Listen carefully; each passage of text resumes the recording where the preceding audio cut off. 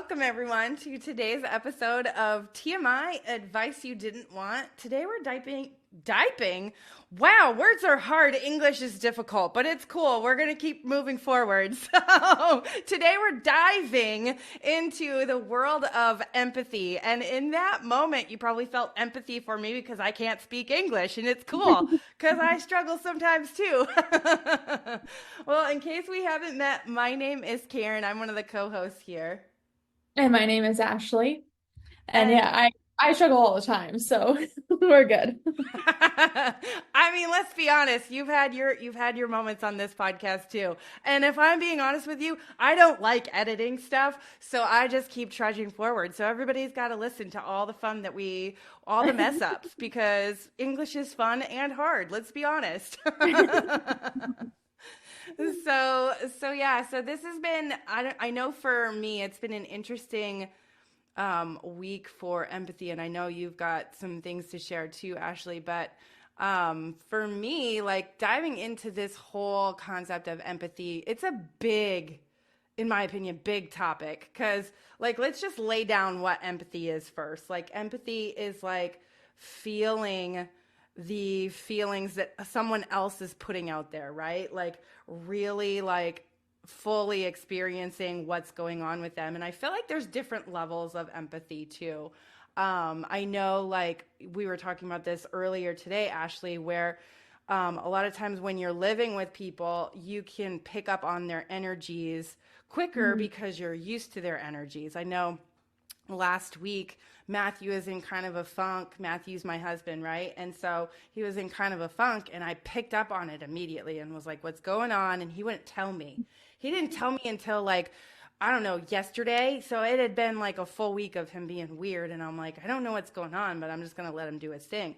And so Yeah. finally he was like, this is what was going on. And he's like, you could tell. And I'm like, yeah, I could. You're allowed to just tell me when you're going through it, you know? So, but empathy can happen in all shapes and sizes. And I think there's this common misconception too that there are only certain people in the world that are empathic, right? Like, I have a friend on social media, and she views herself as a huge empath, and she's also does a lot of energy work, and she refers to herself as having this big gift. And while it's true, like, she is very good at what she does, I don't ever feel like somebody has more or less than somebody else. I just feel like you're more in tune with it, if that makes sense. So that's something that always tripped me up for years, because I'd be like, well, why does this person have this special gift, but I don't have that? And it's like, it's just because I haven't tuned into that frequency like they have. And that's not something that's ever really explained, right? Like, that's something I feel like is completely overlooked, especially in the spiritual world, where it's like we all have that capability. We just maybe haven't tuned into that frequency if we're not experiencing it on the same level as somebody else. So I know I went in a totally different direction than I even anticipated on this one, but as I was talking, I was getting some big chills. So must have been something good there. I don't know. Well, I think like you said, it's like that frequency, but also it's like a muscle, right? Mm, Like someone that doesn't have empathy probably never was shown it. And so mm, they have no examples of what empathy would look like. And so they never expressed it themselves. So there's like no muscle there. You know what I mm. mean?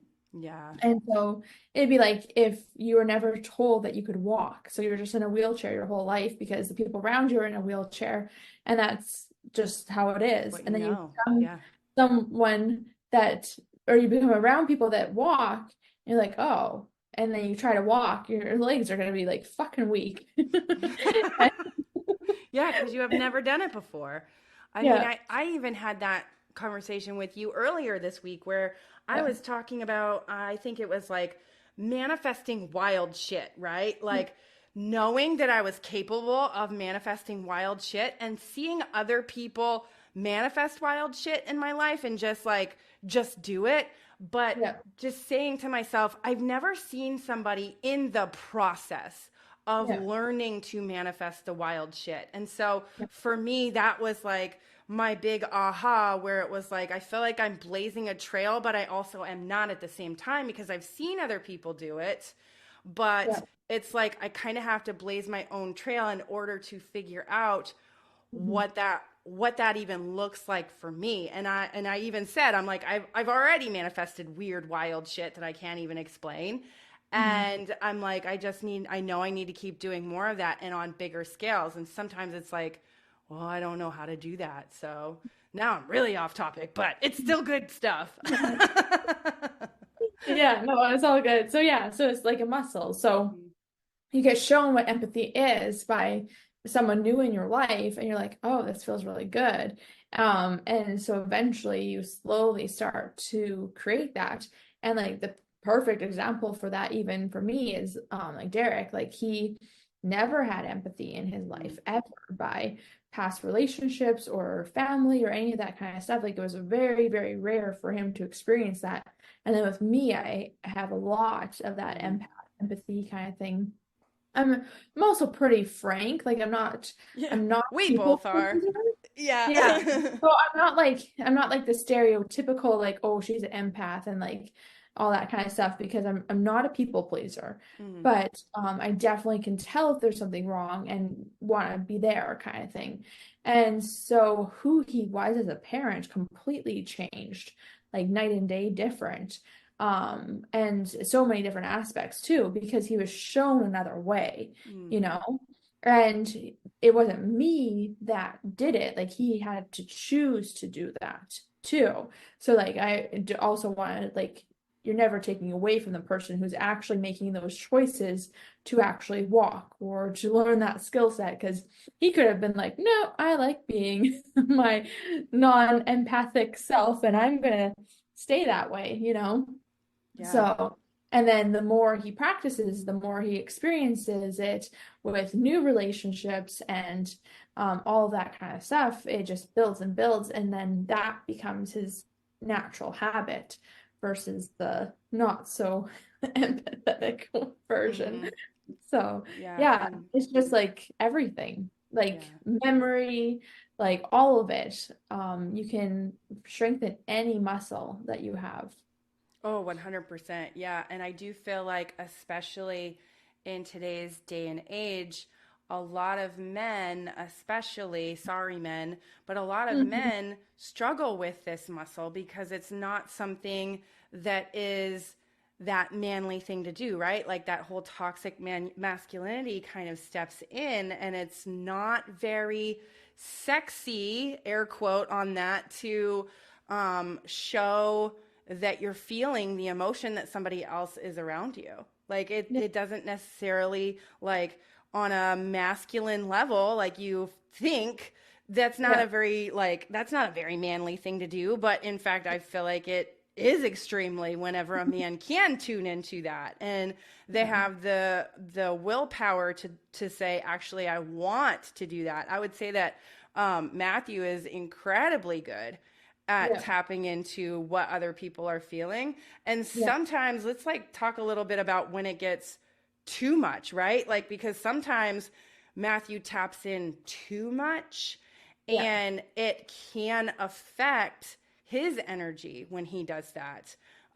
So, I mean, there's a balanced way to be empathetic as well as an imbalanced way to be empathetic. And so let's talk about that for a second, because Yeah. that trips up a lot of people. Let's be honest. Like when you're Yeah. like, I want to feel like, I want to understand how, like, what you're experiencing right now, but sometimes you step too far Mhm. into the empathy. So let's chat about that for a second.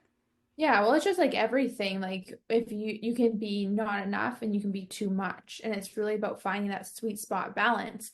And it's also about finding that with different people, you Mm, know, different people are going to have a different sweet spot.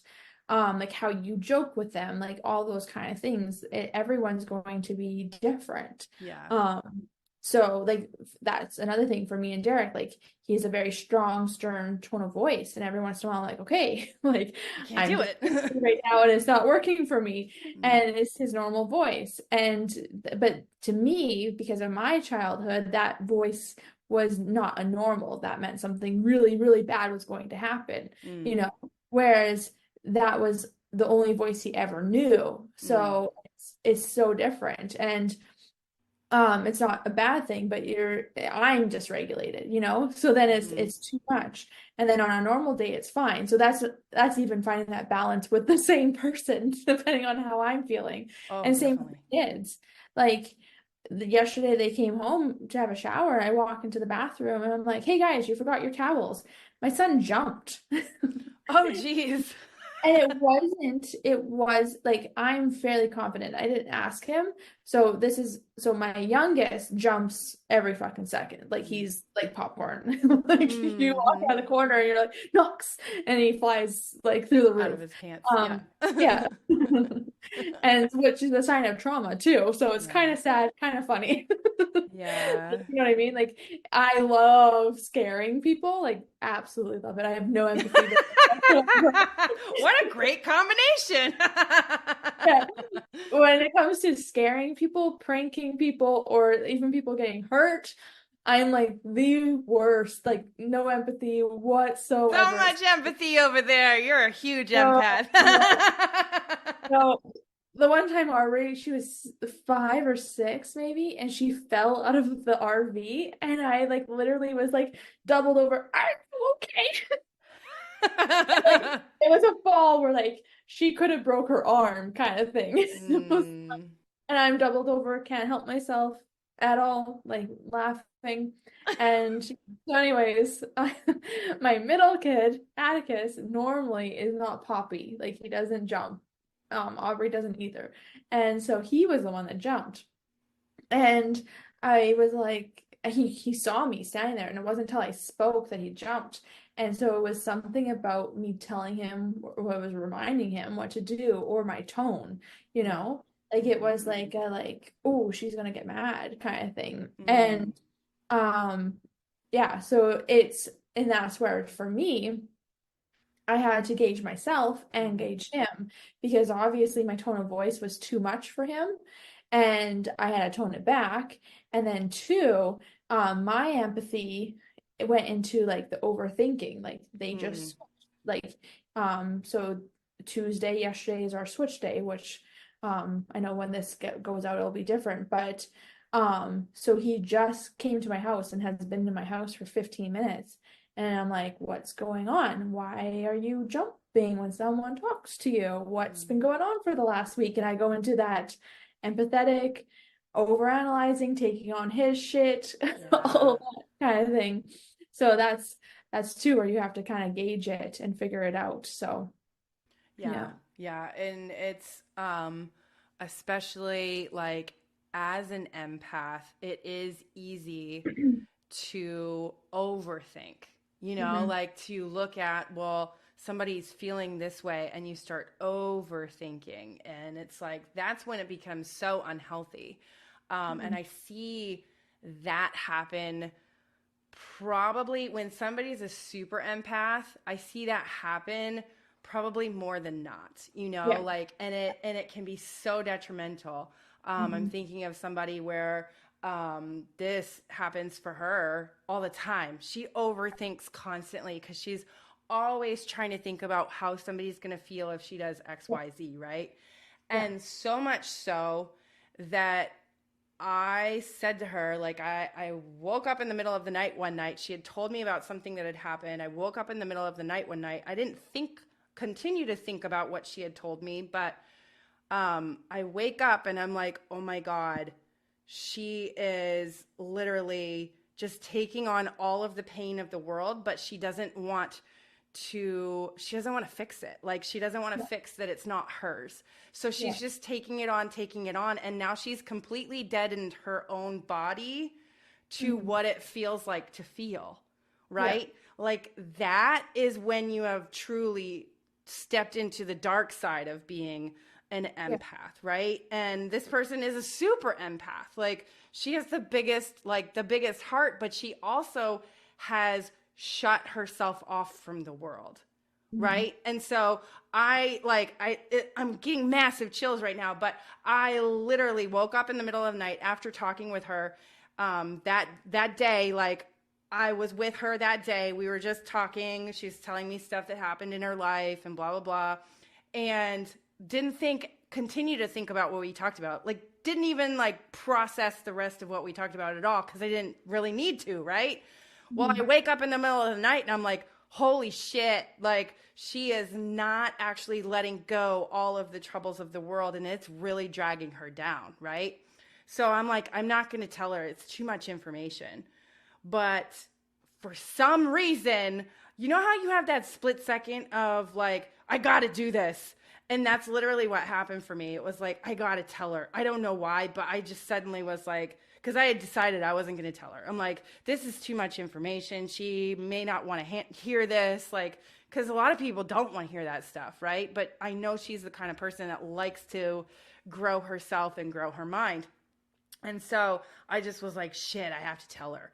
So I just am like, okay, I'm going to tell her. I'm going to tell her. So I tell her and I'm like, I feel weird, but this is what I experienced.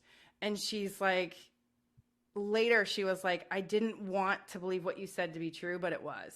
And I'm like, yeah, sorry. I didn't look to create that, but like that can be the dark side of empathy. You just take on all of the feelings of everybody and you ignore yourself. You ignore what you actually want and you start to feel dead inside. You start to not feel alive. You start to not enjoy your life, which can be so incredibly disheartening for anybody that is an empath because you do feel so deeply. Like if you're a deep empath, you feel very deeply, right? And you experience the world differently than I feel like a lot of us that aren't necessarily in tune with that kind of feeling, right? So, but it can be so detrimental when it's out of that balance like that, and it just can really fuck people up. Yeah, no, I completely agree. And the hardest thing I think is when you see that in kids, like when you Mm, see kids having empathy for people that are supposed to be taking care of them, and mm. then they're protecting them. And you see that a lot, especially like in childhood trauma that's generational over and over again. Yeah, yeah. And I mean, it is sad when you see it played out in kids because it's like let kids be kids, but sometimes like a lot of times and it's funny, I saw this on I think it was on TikTok today and it's really true. Like a lot of times that deep empathy is created from childhood trauma because you're trying to feel what the other person is feeling so that you can keep yourself safe. And so you're trying to stay 10 steps ahead of the person that creates this trauma for you. And so as a result, you're trying to feel out and you're trying to gauge out the worst person in the room. So you're so focused and drawn into the worst person in the room that you're so focused on this negative energy, right? And so you're just pulling more negative energy onto yourself. And it's so sad and disheartening because like you said, like when you see that in kids, it's like, oh no, but you see it developing, especially in kids in that situation. Like I would say that any kind of empathy that shows itself like over empathy like that can be because of childhood trauma because somebody was trying to protect themselves from another energy in the room and without knowing it you're getting more sucked into that energy that you don't want to necessarily be a part of. Yeah, for sure. And I find it's really hard to like watch like my kids and try to understand like, is this going to become like a deep-rooted trauma, or because I am bringing attention to it, um, is it going to be something that isn't like instilled in a subconscious way? Does that make sense? Mm-hmm. You know what I mean? So, like the one example, and I haven't even talked to her further about it, but I do want to and plan to. But I was volunteering at the school, and it wasn't my parenting time. And my kids have been told that they aren't allowed to like hug me or talk to me when it's not my parenting time by their bio mom.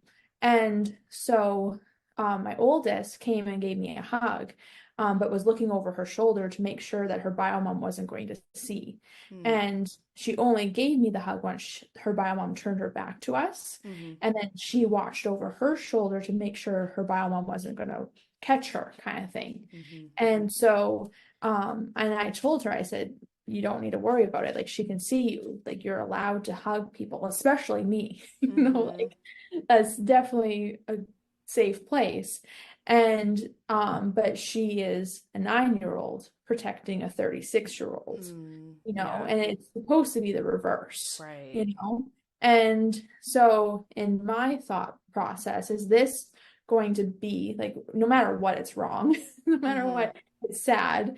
But because she's aware of it and she has someone voicing that to her and all that kind of stuff, is that going to turn into trauma as an adult? Or is that going to be, she understands the difference between the two and she's going to be able to consciously pick the right one in relationships down the road, because like for me, I struggle to pick right relationships because of my childhood trauma. Mm. So that's kind of like the whole thought process behind that, is like she's turning into an empath trying to protect other people. And the Mm-hmm. last thing I want her to do is be an adult and be in relationships where she's mothering and people pleasing and having her heart ripped out of her chest Over constantly. and over. Yeah. So, yeah, Yeah. because And she's an empath and she feels that pain so much. mm-hmm. And so, yeah.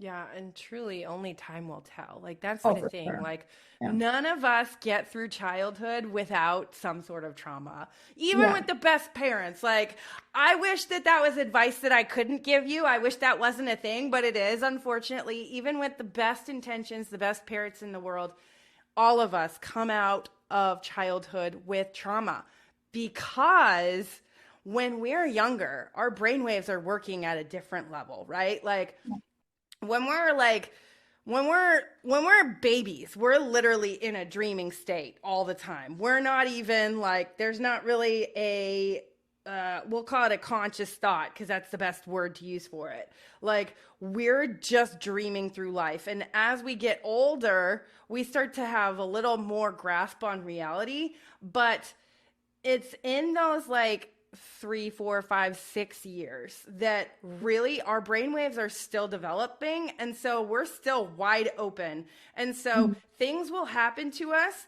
And maybe our parent says to us, oh, don't do that because they're trying to protect us. But we take it as, oh my God, I'm a bad person because I do things that I'm not supposed to. And it's like, I didn't even know that I wasn't supposed to. And so like our poor little 4, 5, 6 year old brain is thinking I'm a bad person. And so we get stuck in this trauma, right? Like we get stuck in that. And so Mhm. even with the best intentions, like Yeah. who knows what kind of traumas we come out with when we're that age and we grow into it. But the beautiful thing is to be able to point those things out. Like I wish I could have had somebody to point those things out to me sooner so Mhm. that I could, oh, that's Mhm. something to pay attention to. Okay. But would I have had the full development to understand what that person was telling me too? Like that could, because that could cause trauma as well. So you never know. Like the thing is that we all have things that we want to learn in this life, right? And part of that is having those traumas and really, in my opinion, working through those things. That it's like, oh, I grew up and I had this deep empathy for people and it was actually imbalanced. And part of what you could have come to this earth for was to learn how to deal with that deep empathy for other people so that it didn't become so misbalanced, so that it didn't become something that was out of place that set you on a path that you didn't feel like you could feel anymore. You just felt dead inside, right? Like, who knows what the possibilities are for what could be learned for each of us as we grow through our traumas. So, Yeah. Well, I think there is going to be like some kind of like negative belief system, like I remember one lady that I used to work with, she had a teacher, I think in grade 3, tell her that she was never, and never told her, but told her mom she was never going to amount to anything, that she Mm, struggled in school and just didn't have it. And she was stunted. And that wasn't the word. It wasn't stunted. There was a different word that was used. And she went on to get decent grades, but not like excel, and went on to be very successful in business. But she had this self-sabotaging, I'm never going to be good enough, because her mom at some point had told her her teacher had said this to her. mm, And so it held her back to a certain degree. But I also know that they had a very toxic family life too. And so I'm curious, like if you had two people that had good, healthy communication, there wasn't a toxic relationship, and were able to really communicate well, I'm curious if you would actually come out as an adult with traumas, with inner childhood trauma, because you will have learned how to regulate. You will have learned how to cope with it. So even those little tweaks that you have, you would have the tools in place. And I feel like there is a possibility that if you had two people that had dealt with their shit and communicated well to each other and to you, there is a chance that you could become an adult without trauma, especially inner childhood trauma. But yeah, I don't there's know. there's like birth trauma, there's generational trauma, Mhm, like there's so many components to it. But part of me feels like you could be like, because there are people that have secured attachments, like the whole mhm, like anxious, avoidant, and there are people with secure ones. And so there's always going to be things, mhm, but I think that there's a chance that you could have a very balanced, very regulated life if you mhm. came from that. Yeah. I will say, like, I've been to so many Dr. Joe events, right? I think I've been to 8 at this point. But when I get really excited is when I see, I think I think she was 10, and I've met kids as young as 8 going to those events. And Yeah, I get excited when I see that because it's like, yeah, what's their life going to be like? Like, I remember meeting this 10-year-old, and she was fascinating to me. She came over with her parents. I was eating lunch. They came over and sat with me, and we just started talking. And her parents were like, oh, yeah, she can manifest just about anything. Like, she's just created some of the wildest things. She'll just say something's going to happen, and it happens. yeah, And it goes back to that whole like having the tools. Like, she's been given a huge tool of learning how to regulate your brainwaves. Because if I'm being honest, when we are getting down to the nitty gritty of what meditation is, it's about being able to regulate your brainwaves no matter what's going on around you. So, yeah, like, all of life is a meditation, right? You get to big chills right now, but you literally go through your life and you can be in a state of panic, fight or flight, or you could be regulating your emotions, regulating your brainwaves because you choose to. And you've been practicing with your eyes closed, and now you can do it with your eyes open, right? That's the whole concept, right? So it's always fascinating to me when I meet these kids that have these tools at yeah. such a young age. And I'm Mhm. seeing it more and more every time I go to a Dr. Joe event. I see these young kids, Yeah. and they'll bring up at the end of every event, they bring up all the kids that are, I think it's 25 and younger, they'll bring Mhm. up to the stage. And that group just keeps getting bigger and bigger and bigger, right? And Totally. so it's fascinating to see all these people that are really given the tools at such an early age. And I think that that's one of the biggest reasons that right now in our world, like, we're starting to up level because at a younger age, kids are starting to get more and more of this, and it's more and more acceptable than it's ever been before. Mhm. Even Dr. Joe says this. He's like, when I started teaching meditation in the 80s, it was hogwash, it was pseudoscience, the whole thing, right? Now it's so much easier to talk to people because there's more openness to that possibility of what could happen if I Mhm. take care of my mind, right? Like if I'm taking care of my brain waves, if I'm taking care of my nervous system, right? So Mhm. it's just, yeah, it's interesting. And I don't know what that even would even look like if you had exactly what you said, that kind of situation, Ashley, where it would be like both parents had great communication, gave the tools, the whole 9 yards. Yeah, I don't know what that would look like, but what if we could have a world where that was possible? Like, I exactly. don't think that it's that far fetched. I don't think that it has to be that far fetched. It's just choosing to step more and more into this 5D reality that we're literally just barreling into. I don't know if you felt it, but my empathetic self has been feeling it like this Oh past, yes, feeling it especially hard. 2 weeks, the last 2 weeks. And I wouldn't say it's been hard. I would say that it's been like, whoa, that's a lot of energy. And not Mhm. and when I say that's a lot of energy, it's like, wow. Like I think it's what you focus on, in my opinion. Like it's like a It's wow, that feels yeah, good. it's like movement kind of Mm. thing. It's Mm-hmm. like if you're not keeping up with it, then you're Mm. feeling despair and hopelessness and Oh overwhelm yeah. and anxiety. But Mm-hmm. if you're keeping up with it, it's like let's just keep fucking rolling. Oh, it's wild. I mean, we'll just we'll have healings and it's like, wow, that was a lot of energy, right? Like there was a lot of energy moving and it's like I've experienced some pretty awesome things, but it's just I don't know. It normally it's at in a Dr. Joe event that I feel that amount of energy, but it's been like I'm sitting at home in front of my computer and it's like, whoa, lots of energy is happening right now. Yeah, no, I completely agree. And that's like the crazy part. Like I know we just came out of like a Mercury retrograde and there's eclipses and all that kind of stuff. And so people are definitely feeling like the weight of it. But that's like what you said, like if you ride it, like you'll just have like massive things happening. So Hmm.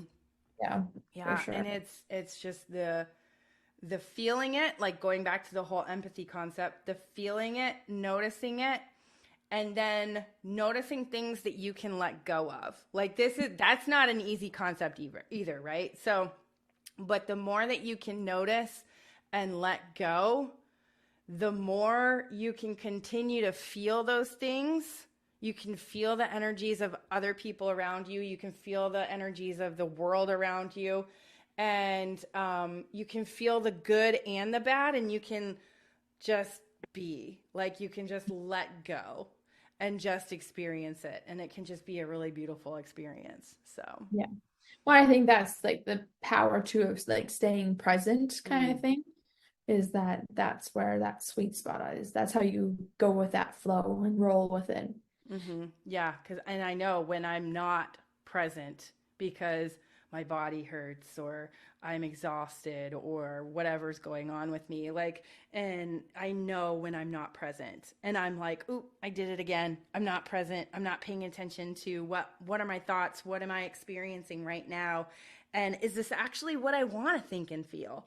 Like that's another thing too. Is this actually what I want to think and feel? Because like we were talking about this earlier, like picking up on other people's energies and then going, okay, I'm thinking and feeling this, but and maybe I'm picking it up from other people, but do I want to keep thinking and feeling this? Even if it's solely mine or if it's coming from someone else, do I want to keep thinking and feeling this? Like that's what it comes down to at the end of the day, right? Like regardless of where it's coming from, do I want to keep going in this direction? And that's not always an easy thing to navigate because sometimes we're bombarded with energies that we then ourselves have been acting out also. And so it's easy to flow with that because we've already been acting it out, you know? So we just get sucked more and more instead of going, wait a minute, I don't actually want to think and feel this anymore. I'm done with this.